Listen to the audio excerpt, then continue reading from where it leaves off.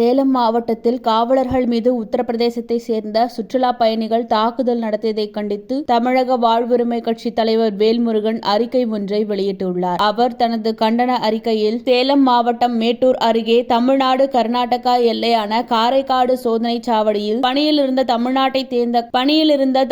சேர்ந்த காவலர்கள் மீது மதுபோதையில் இருந்த உத்தரப்பிரதேசத்தைச் சேர்ந்த சுற்றுலா பயணிகள் கடப்பாரை உள்ளிட்ட ஆயுதங்களால் கொலைவெறி தாக்குதல் நடத்தியுள்ள சம்பவம் பெரும் அதிர்ச்சி பதாகவும் தமிழ்நாட்டில் கோவை, திருப்பூர் போன்ற பல்வேறு நகரங்களில் வடமாநிலத்தவரின் ஆதிக்கம் அதிகரித்து பல்வேறு சட்ட ஒழுங்கு சீர்கேடுகள் அதிகரித்து வரும் நிலையில் நடந்துள்ள இச்சம்பவம் கடும் கண்டனத்துக்கு உரியது என்றும் தெரிவித்துள்ளார். மேலும் இச்சம்பவத்தில் ஈடுபட்ட குற்றவாளிகளை தமிழ்நாடு காவல்துறை விரைந்து செயல்பட்டு கைது செய்திருப்பதை வரவேற்பதோடு